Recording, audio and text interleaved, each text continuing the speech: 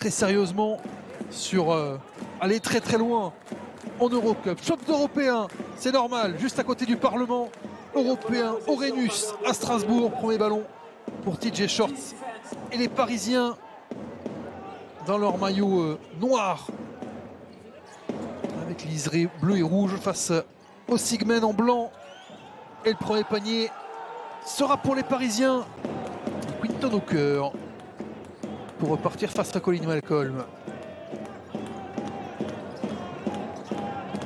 Paul Lacombe, le premier panier de Strasbourg. Et le jeu très rapide de Banjassi. Quinton Hooker va prendre la vitesse. Hugo Invernizzi qui va sortir de là. Est-ce qu'on met ce ballon sur Brooks? Non, c'est Paul Lacombe qui va profiter de la tension donnée au pivot. Booth avec Paul Lacombe, la spéciale veut venir bien croiser la coupe de Paul Lacombe et le service pour un panier facile de Nezier Brooks. 7-2 pour Strasbourg qui prend le meilleur départ ce soir. Brooks qui est doublé et Enzo Charvin l'a bien fait. Nadirifi justement, oh super passe. J'ai cru que c'était vers Charvin, mais c'était Yantunen qui a gagné son duel dans la raquette. Et voilà Paris qui se débloque enfin, mais 4 points seulement inscrits en 5 minutes 30 par les Parisiens. Quinton Hooker pour Invernizzi, caché derrière l'écran. Et la faute en plus des Parisiens. Magui pour Hugo Invernizzi qui veut essayer d'en remettre. Oh, buzzer! Oh, le début de match de Strasbourg, c'est du feu. Tyrus Magui face à TJ Shorts vers Maï. Maï qui se faufile. Il était obligé d'envoyer le buzzer aller retentir. Ça va vite pour Nadirifi qui ouvre son compteur ce soir.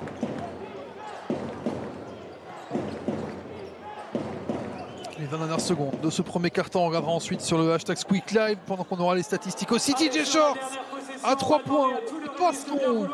Oh, pourtant, mais il y a besoin de TJ Shorts. Peut-être un peu plus que d'habitude encore cet après-midi avec le trou pour l'instant dans lequel s'est mis le Paris Basketball. Jean-Baptiste Maï juste avant le buzzer.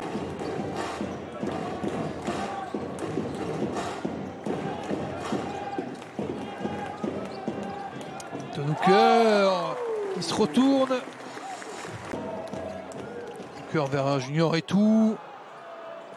Et TJ Shorts, premier sur le ballon, premier sur le rebond. La relance vers Banjassi qui pose ses pieds, ses appuis et qui ne trouve que la ficelle. Temps mort, Massimo Cancellieri. Paris enchaîne, Paris revient. Nadirifi, la passe elle est parfaite pour Yantunen. Paris est là, Paris est là.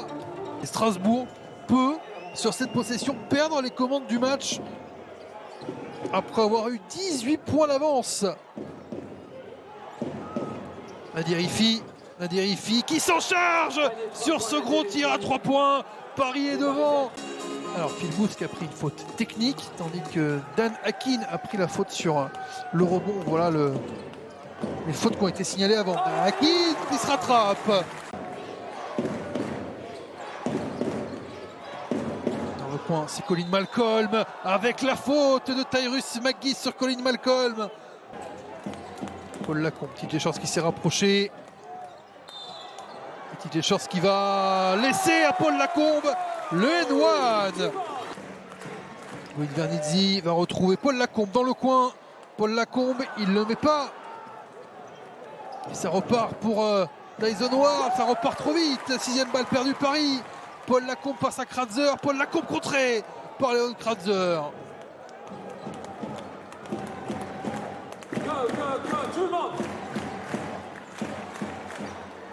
Il est passé, le panier plus faute pour Dan Akin.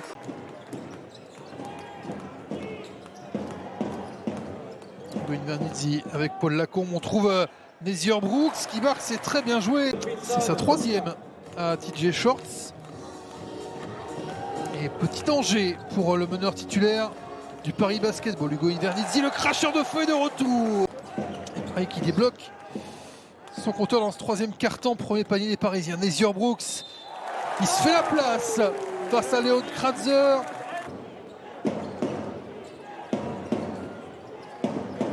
TJ Shorts avec Yantunen. Yantunen le quasi main à main pour cette flèche.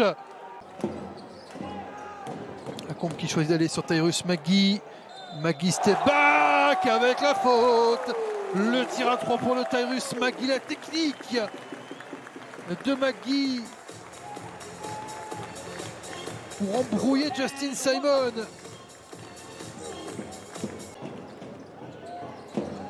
Justin Simon qui ressort pour Nadir Ifi. Toujours pas rebond offensif d'Enzo Charvin et passe parfaite de Charvin sur Colin Malcolm. 17 pour Colin Malcolm, meilleur marqueur de cette partie devant les 16 d'Ugo Invernizzi. Il est bouillant. 5 sur 6. Ugo Invernizzi, 19 points, il reprend son sceptre de meilleur scoreur de la partie, son record de la saison.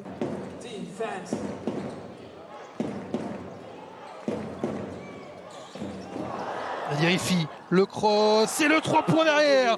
Nadir Ifi est en train de monter en température lui aussi. Paris est devant à nouveau. Du bon travail pour Brooks.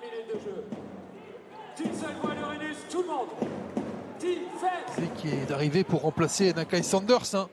Le pivot recruté en début de saison qui n'avait pas donné satisfaction. Brooks qui a mis du temps à se mettre dedans mais qui l'a apporté énormément. Allez, hoop conclu par Justin Simon.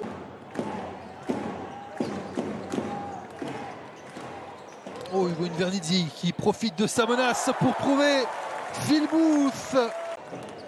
Phil Booth qui se faufile, qui envoie sur la planche, mais un peu n'importe comment. Et Paris est déjà reparti. Et Paris claque en contre-attaque. Tyson Ward en l'air.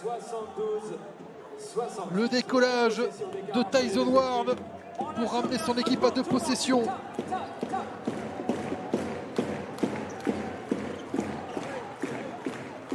Points pour Tyson Ward. Et un ballon qui va être récupéré finalement par la SIG d'Anakin qui peut marquer. Phil Booth avec Ugo Invernizzi, le meilleur marqueur du match. Et va en mettre un. Il est sur une autre planète, Ugo Invernizzi ce soir. 23 unités. Ils sont tellement battus au rebond. Eux qui d'habitude sont les meilleurs dans ce domaine. En Betclic Elite. Encore un par exemple, encore 2 même, encore 3. Et la récupération pour Strasbourg et pour Paul Lacombe, c'est pas vrai, ça revient dans les mains quand même des Strasbourgeois qui vont y arriver. Danakin qui conclut une séquence à 2, à 3, à 4, à 5 rebonds offensifs pour Strasbourg au moment où on insistait là-dessus. Paul Lacombe qui se bagarre et c'est Danakin qui en récupère les fruits. Ouais, Paris est en train de céder dans ce domaine-là. Ugo Invernizzi pour Akin. Quelle séquence! L'urgence à mettre des points pour les Parisiens, ce qu'ils font avec Justin Simon. TJ Shorts qui va chercher la planche étant mort. Demandé par Massimo Cancellieri. Le scoreur fou parisien qui fait mouche. 19 pour Ifi et 5 points d'écart. Phil Booth, le décalage pour Quinton Hooker. Hooker qui va retrouver son meneur. Phil Booth au buzzer. Non, rebond Paris. L'occasion d'aller chercher la prolongation pour TJ Shorts. Ballon quasiment perdu par Shorts qui marque finalement. Un point d'écart, temps mort pour mettre ce match dans la glace, dans la colonne victoire de Strasbourg. Et les deux sont manqués. Rebond de l'inarrêtable, de l'inamovible Paul Lacombe. Et ça va suffire pour faire écouler le chronomètre. La dernière tentative de Tyson Ward était désespérée. Strasbourg qui s'en sort, Strasbourg qui s'impose. Paris qui n'a pas pu, qui n'a pas su repasser devant dans les ultimes instants.